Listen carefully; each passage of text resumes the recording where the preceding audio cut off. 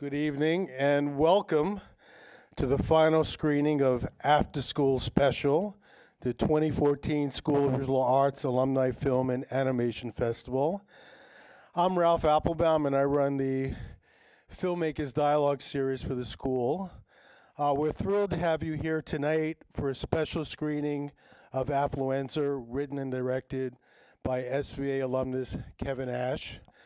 My association with Kevin goes back probably 24, 25 years, because during this continuing education program that I run, which by the very nature is for adults, there was one father who kept on bringing his son. And I said, what's going on here? Usually this is older crowd. I've had people come to class, they've gotten married at class, they've got divorced at class, they've gone into the industry as publicists and different things, but this kid came all the time. And hopefully, or at least I found out later on, that I was somewhat inspiring because Kevin went on to become a pretty good filmmaker, and he was great to have in the class. And his first film was Holy Rollers, and now he has Affluenza. And at least I could say that I inspired a filmmaker, and he went on to make movies. We hope you stick around after the screening for our Q&A with Kevin and current BFA film and video student Tyler Strawn. Please go ahead and turn off your cell phones. You're welcome to turn them back on for the Q&A. And don't forget to add the hashtag AfterSchoolSpecial to your Twitter, Instagram, and Facebook post. Now sit back, relax, and enjoy Affluenza. Thank you. Kevin Asch's second feature film as director. Affluenza was released this past summer and is currently available on iTunes and in 25 countries. For his debut, Holy Rollers, which premiered at the 2010 Sundance Film Festival, Asch won Breakthrough Director at the Gotham Independent Film Awards and Most Promising New Director at the Deauville Film Festival. Asch began his professional career in the mid-90s at the New York-based indie studio, The Shooting Gallery, where he was involved in the production and distribution of more than 30 independent films. In 1998, Asch received a BA in Film Studies from SVA. Please welcome Kevin Asch and Tyler Strawn. Hey, Kevin.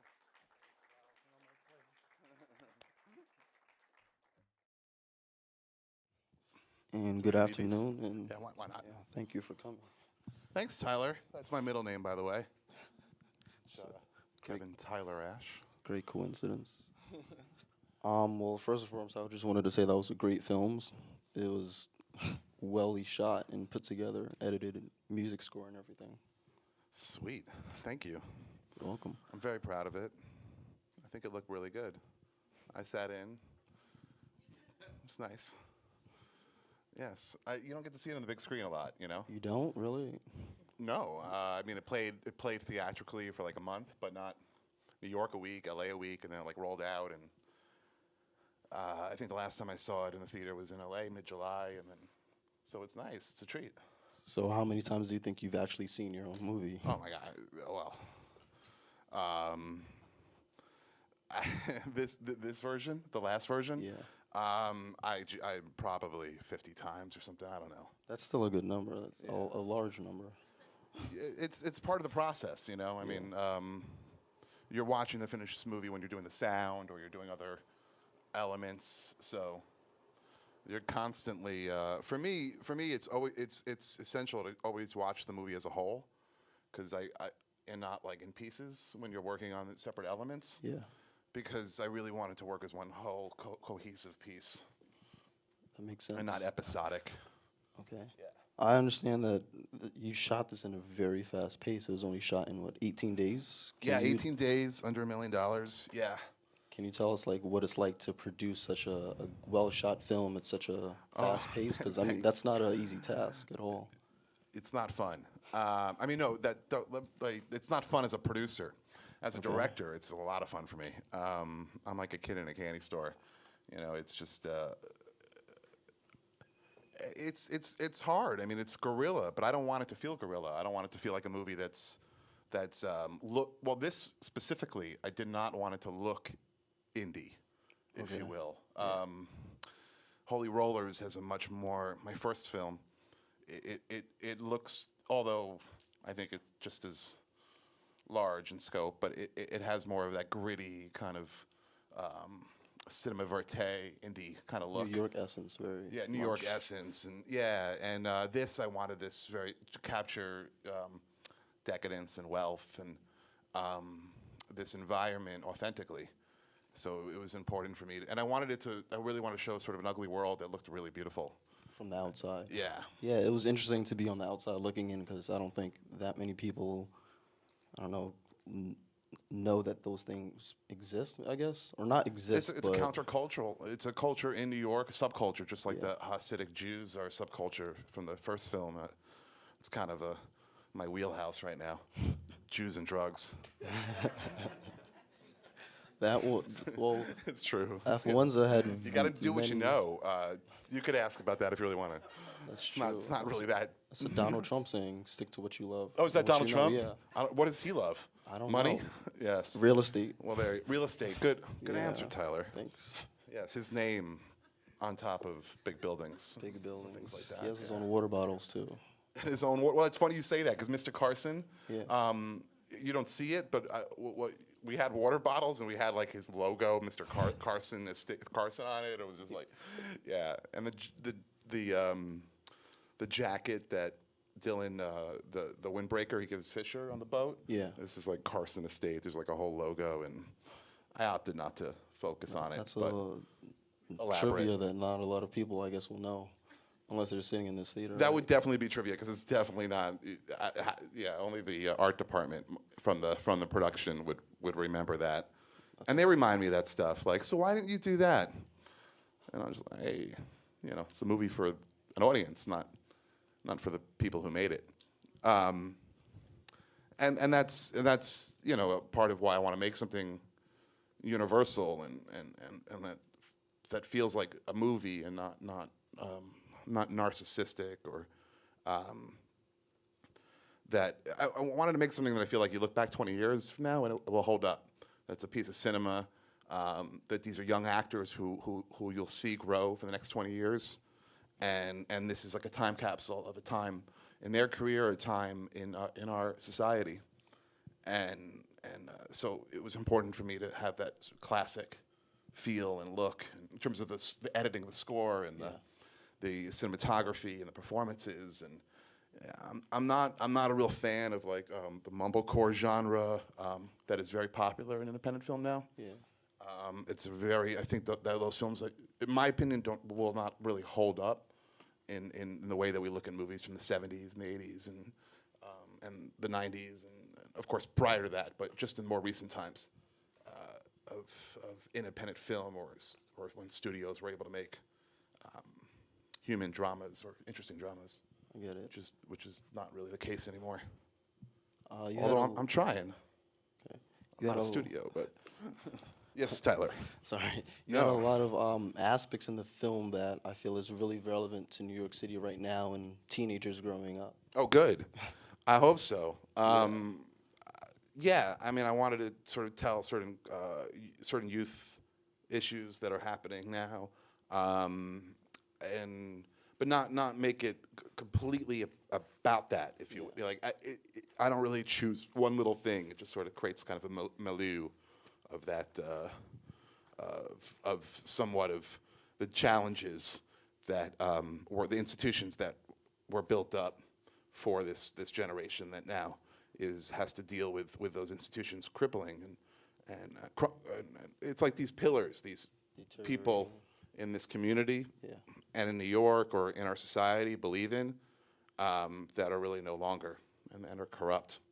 So that leaves a sort of wake to a new generation that has to make different choices.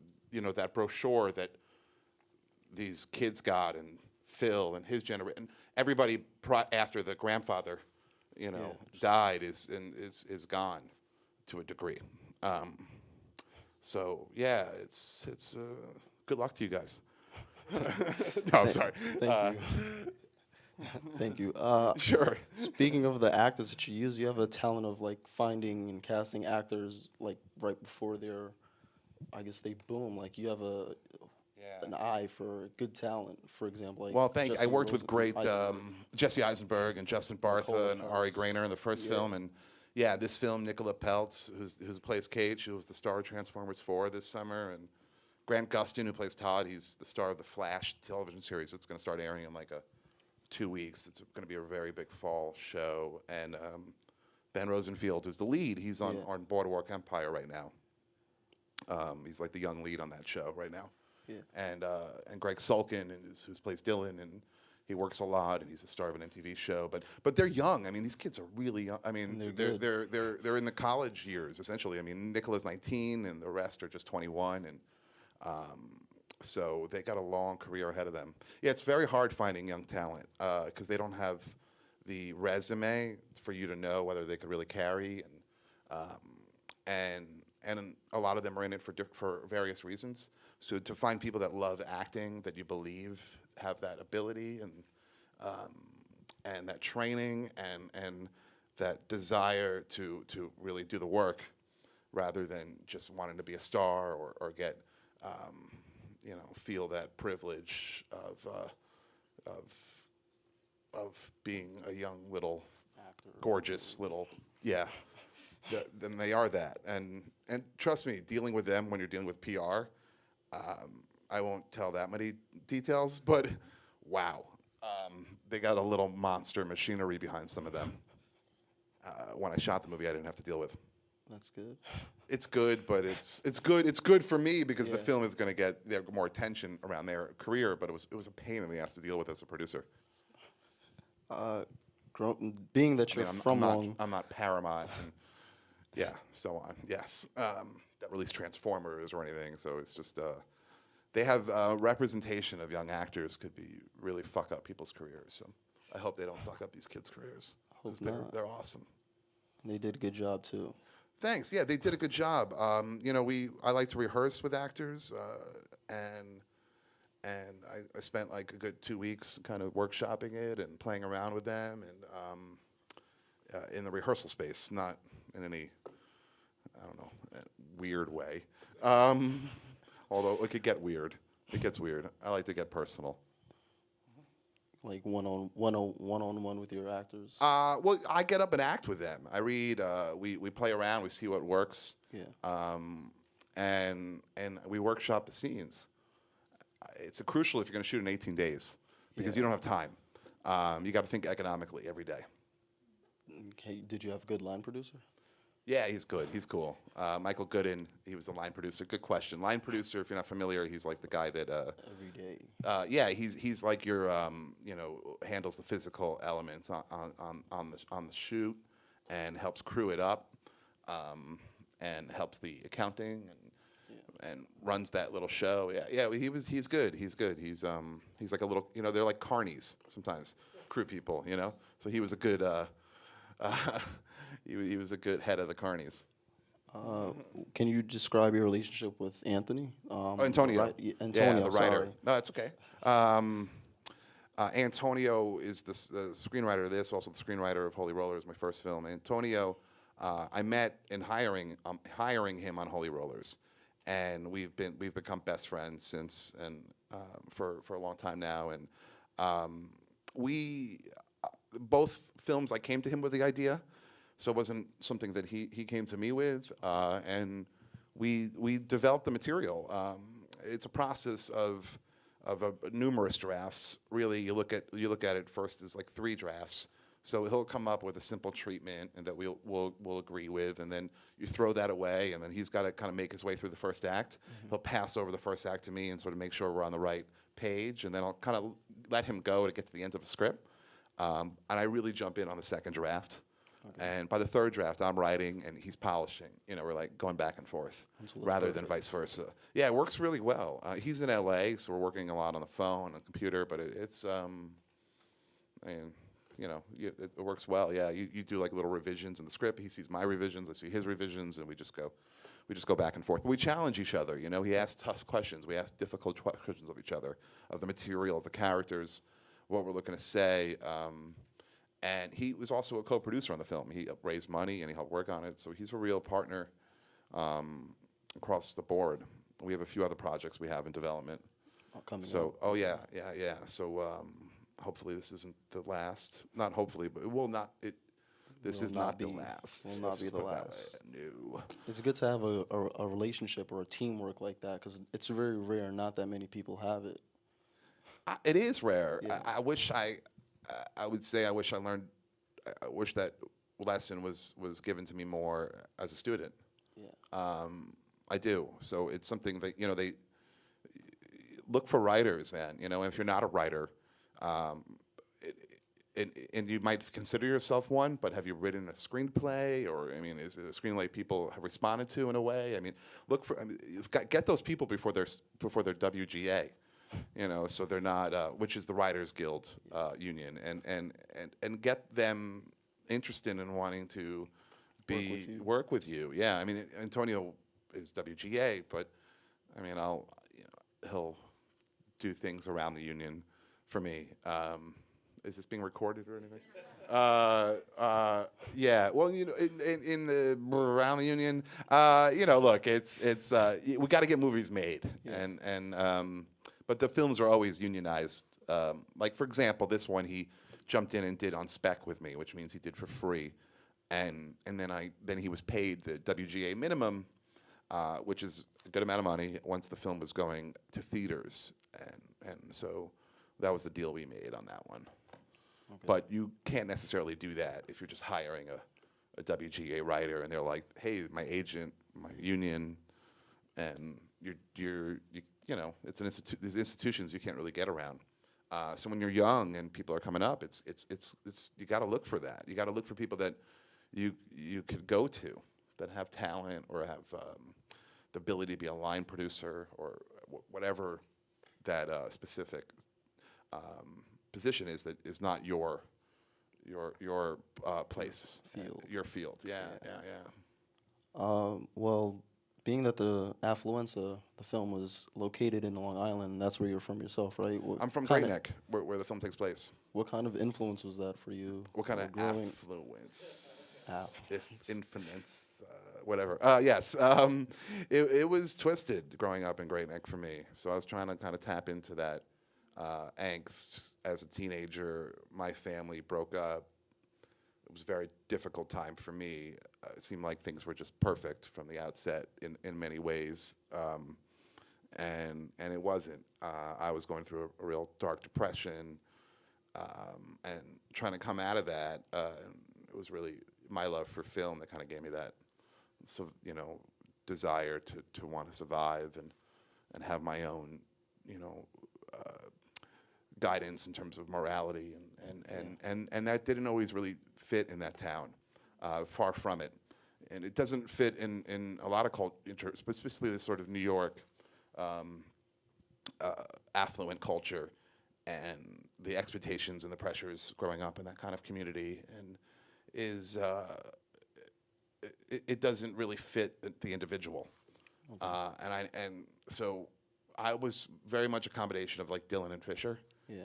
And even so much that Ben, who plays Fisher, and Greg, who plays Dylan, like 3 weeks in, they're like, so we're playing two halves of you, aren't we? I mean, the direction's getting very personal.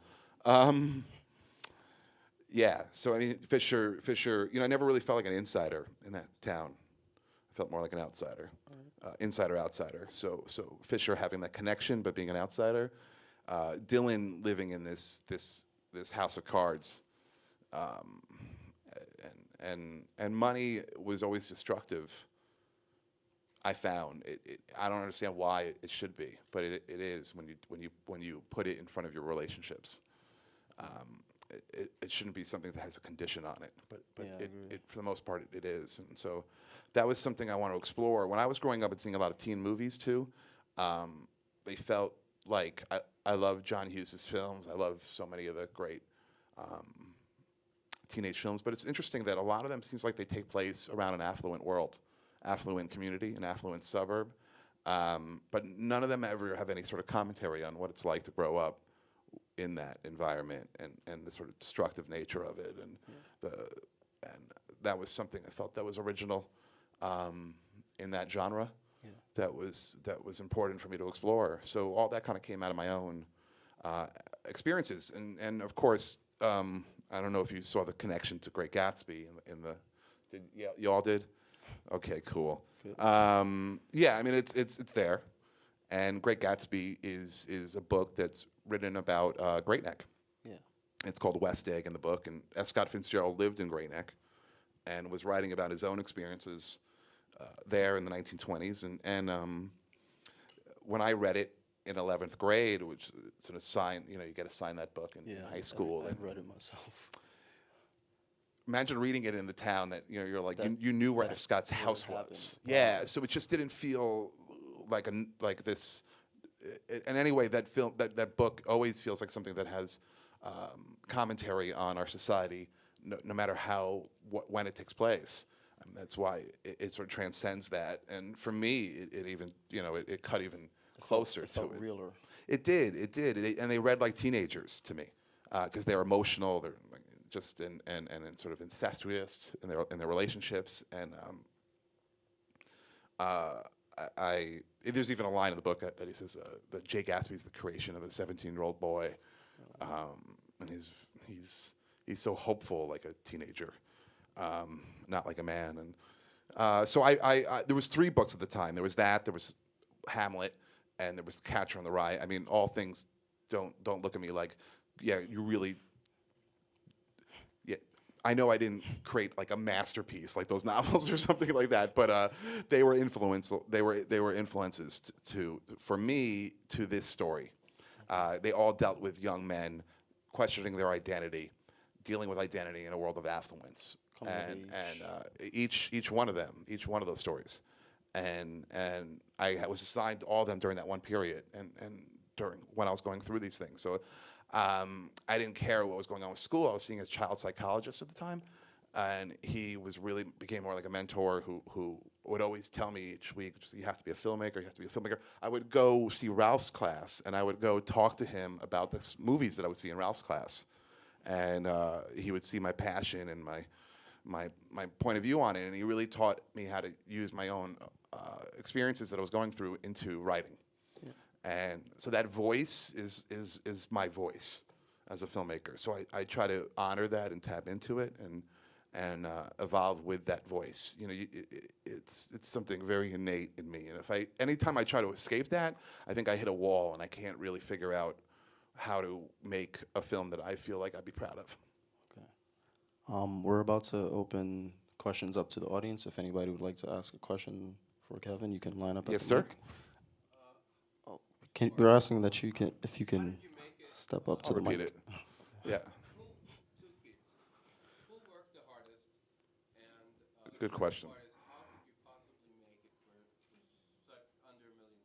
Okay. Yes. Yeah. Oh, two-part question. Who worked the hardest? I did. Second, how could I possibly make this for under $1 million? I can't tell somebody else how they could make this for $1 million. I can't tell them how they could make or I can't tell someone how they could do that with Holy Rollers. I don't know. It's really fucking hard. I grew up. I worked at this company, the Shooting Gallery, and I worked on like over 50 films, and they were all made for under the $2 million level. So I have a real training in that, and their films. Some of them worked, some of them didn't. But what I noticed was that they really finished them appropriately. The sound, the music, they didn't feel like these sort of flimsy independent films. And their method of doing that was something that I took on. You're working with a non-union crew. Sometimes, for the most part, except for SAG, the Screen Actors Guild and the Writers Guild, and that could have its pluses and minuses. A lot of them are very young, and don't necessarily have the experience to deal with the consequences of working that fast. And you often, the crew is miserable. You know, I know they will be immediately, and I had, you know, I have to accept the fact that they're going to question and deal with wanting to, like, be angry and feel like this is a horrible experience during those 18 days. So I try to do everything I can to avoid that and hire people that won't act that way and won't feel that way. It's something on both films that I've run into. And it's there's something like, you try to create an environment where you can move that quick, you know, when you have that openness and and you want to make it feel like fun but what happens is you're working so close, it's like a circus, like that carnival like atmosphere, and people mistake that they get tired and those relationships and the atmosphere with work. They mistake it with friendship over work. And there's something, I make a point, because you get to a point where you feel like you're all sharing this experience together, and I make a point to tell them that we're not friends, we're here for this job. It's about the movie. And so you have to just move quick, and you get people that are on that page. Luckily for this one, my camera department, my cinematographer, were unbelievable on this film. They never complained. They loved that I knew what I wanted.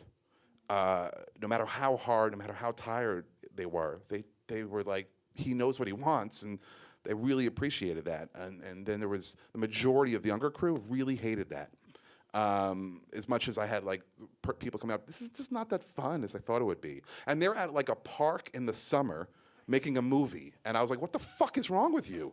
I mean, the 25-year-old that's coming up to me to complain, like, good luck in this industry, you know? I mean, or my second AD who's watching television, you know, because she feels like she deserves a break in the middle of it, you know, and my transportation for my cast wasn't arranged. I mean, you could go through a number of stories, but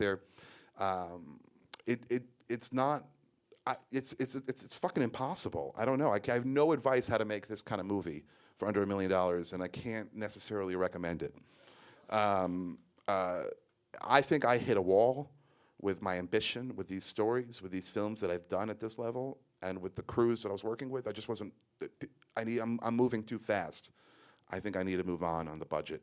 And if I am going to do something this small, or I'm going to do something even smaller, I don't know if I'm going to do it this ambitious.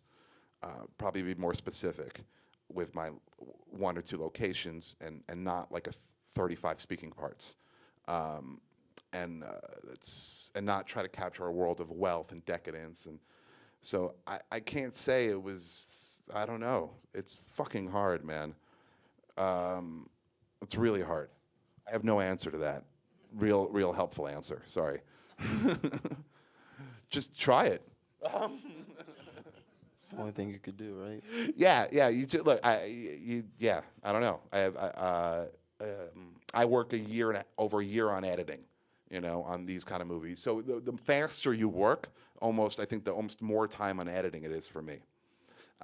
So I look at these people that are like, they're on it for a month, you know, maybe a month and a half with prep or this and that, and they're complaining to me. Like, what the fuck is their problem? I mean, this is crazy. So you know, you take it all with a grain of salt. You kind of have to. My experiences at Shooting Gallery, my experiences at School of Visual Arts, coming all back full circle, I have an answer for you now. Just learn to work backwards, forwards, you know how to get to the finished film by each step you're making to get there. And that's the only way. Yes? Was it more therapeutic to have a therapist in your teen years growing up in an environment like that, or was it more therapeutic to actually do the movie and work through your past that way? Good question. Was the movie more therapeutic than my childhood experiences with the child psychologist that helped me come through those times? It wasn't. No. Maybe over the course of time. I felt like I've closed my book on Long Island, actually. Yeah. So, but now I haven't. There's a project I'm up for that's based on like the SAT scandal that went on there. It's a really good script, and it's like a combination of my 2 films. So I just got it in July. I didn't get the project yet. It has really big producers on it, and I was just like, fuck, I'm kind of perfect for this. So there's no drugs, but there's Jews. Anyway, either way, I was right for it. So, but I felt like I have no reason to go back to Long Island, personally or professionally, until that handed in my lap. So yeah, I guess it was therapeutic. Yeah. They all are. Do we have any more questions from the audience? I promise to make my answers shorter. Yes.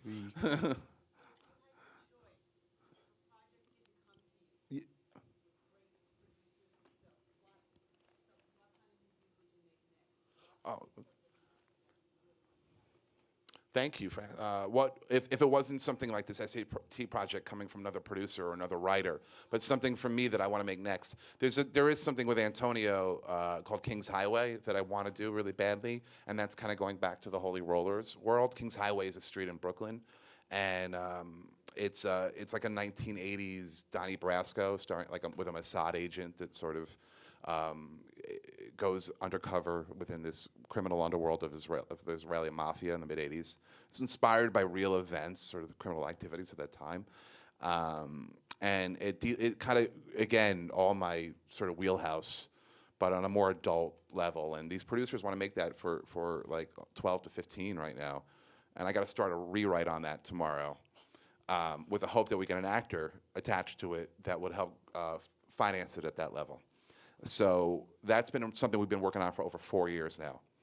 And there's been multiple drafts. I've had Mark Ruffalo attached. I've had Adrian Brody attached. I've had John Turturro, Harvey Keitel along the way. And it's just the producers that weren't able to get it off.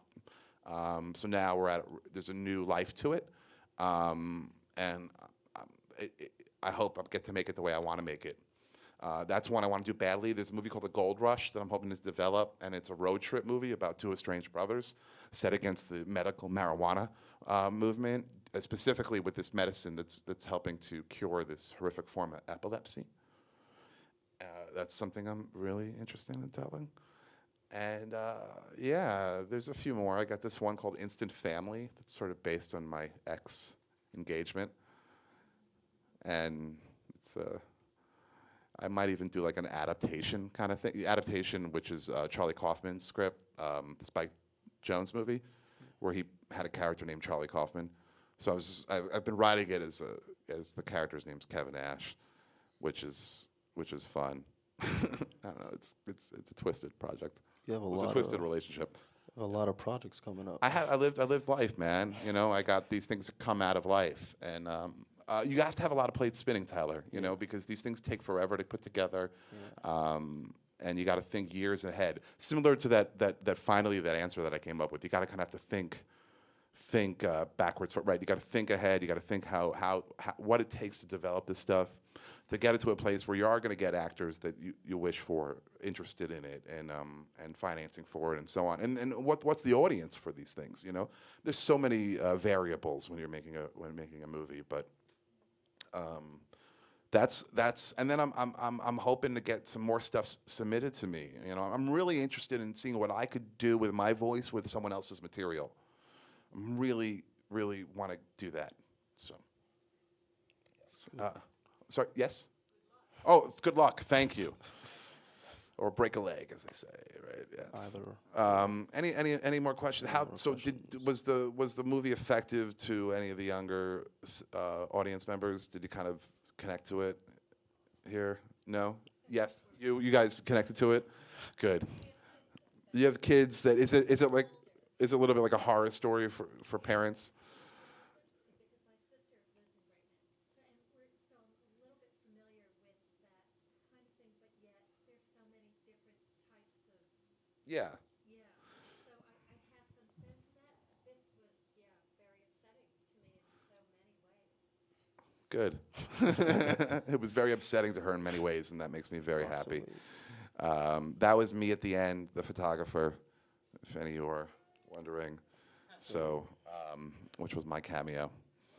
And yeah, I'm proud. Thanks for coming and thanks for watching it. You know, and yeah, anybody here who's a film student and this and that, and you know, you guys want to reach out to me somehow, you know, have any questions, I'd be happy to hear from you. And I'm very proud to be an alumni at School of Visual Arts, and proud to be able to show the film here and be part of this weekend. It's very cool.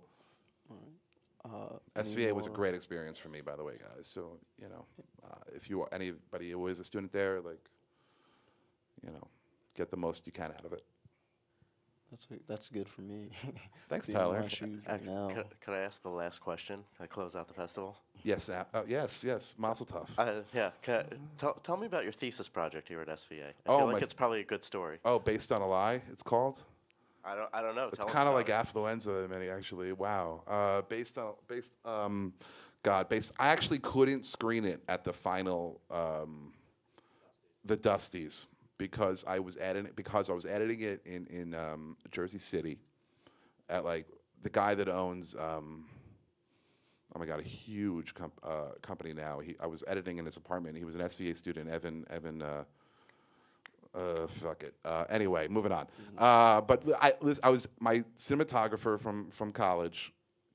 Took my Chevy Blazer, picked up the copy to get into the Dusties, and my car broke down in the middle of Holland Tuttle, and SVA wouldn't accept it. I missed the deadline. And Vorchak Gazny, who was my thesis advisor, who doesn't teach there anymore, but he was also Milos Forman's mentor. I don't know if you know who Milos Forman is, Amadeus, and, I mean, one of the great filmmakers. And he was one of my favorite teachers there. Gave me an A, so I was very proud of it. But it was upsetting not to be able to screen it at the Dusties. I mean, so this is definitely like a redemption for that. It was similar in many ways to you know what? Actually, I'm trying to remember what it was. My thesis film while I'm talking. It to come full circle in our conversation here. It dealt with a young man telling his story to a psychologist, and what I did was I shot those scenes in 16 millimeter, and I was the first student there to use a digital video camera. And I had to convince Reeves to allow me to use it. It was a 3-chip camera, and he was against it. You know, they would only let people use film. So I learned on film. And what I did, but I wanted to make a film that was like this, ambitious, like bigger. I didn't want to just like make it what they call a kitchen sink drama, where everything just takes place around a fucking kitchen sink, and it's just boring.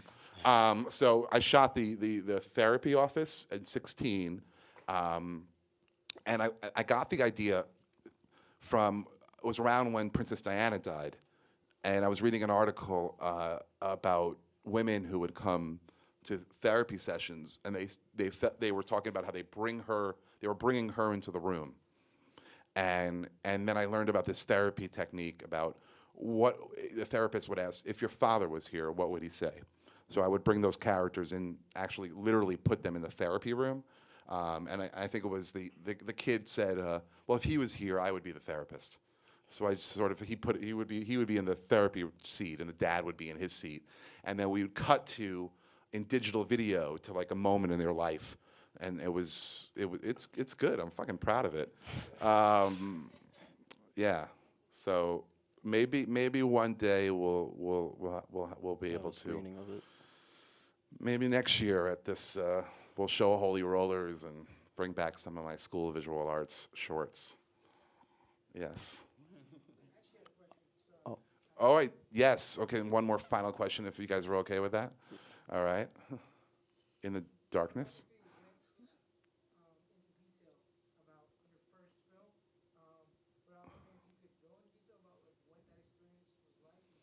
Holy Rollers, my first film.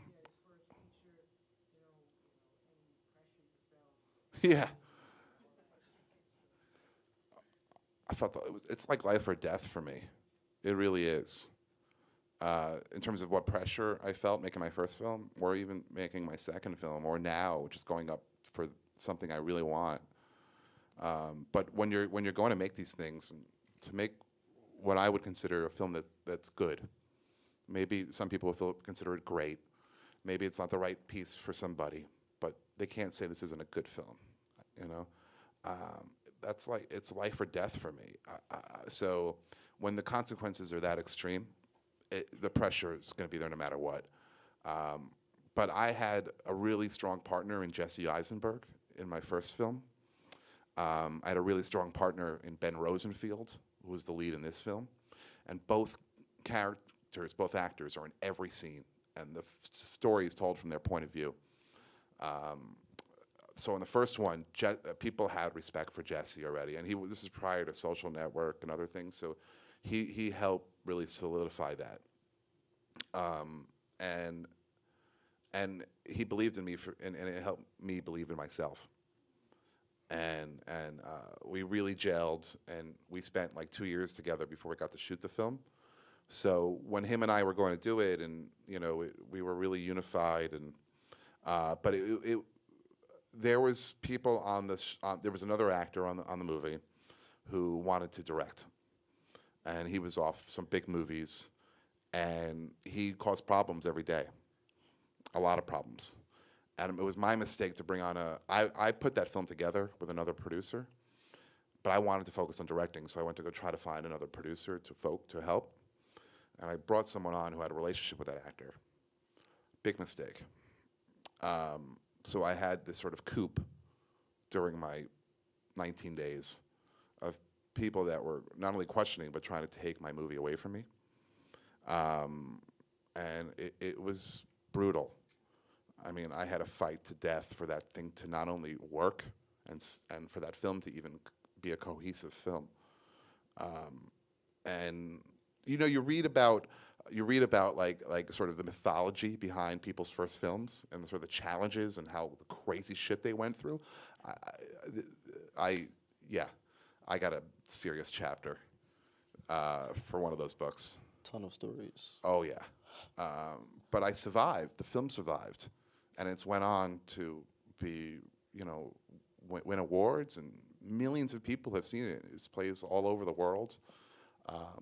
So that, you know, it has a life, and it will live on way past me, you know, and I'm aware of that. I'm aware of the mythology of what I'm doing. I'm aware of what I look at now as having a second film, that sort of the lexicon of my movies and my career, and trying to see that from a broader scope, kind of back the same way, sort of looking at a bigger picture of how this might play out in terms of what movies I make next, and you kind of look back at my first two films and how they connect, and the sort of connectivity of all that. So all that's really important for me. But I can't say anything about that was easy, except for my relationship with Jesse. Yeah. But thank God for that, huh? That kid is awesome. That's good. One last question. He's not a kid. He's 31. That guy is awesome. And he looks really young. What's that? He looks really young. He does look young.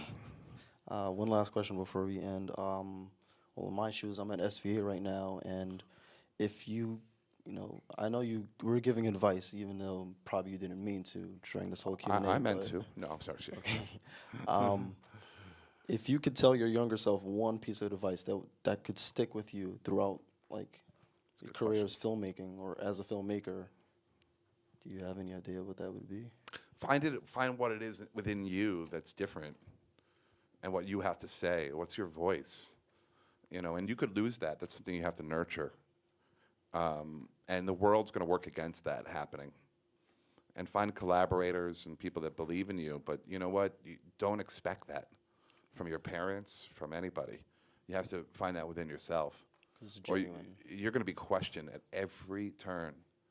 Every turn. This, that. I mean, no matter, you know, my next movie, if I get on these bigger budgets, you know, I mean, God, I'm aware of that I have to go to war to a degree. And that what I bring up earlier about the thing of questioning about friendship, you know, I mean, and relationships. Bill Murray had he talked about what it's like working on movies. And it's his birthday today, Bill Murray, so this is very apropos. He said that we create this environment where we try to, you know, have something magical happen, and people mistake that for friendship. But he says, we've come together to do this thing. You know, we're here to do this thing, and if we succeed, then we'll probably be friends for life. But if we don't, we probably won't. And I think that it's a very lonely journey as an artist, and so you have to sacrifice a lot. So really question how much you love it, and what about it you love. Otherwise, it's just really not going to be worth it. It's not going to be anything. It's not going to be anything. It's not going to be worth it.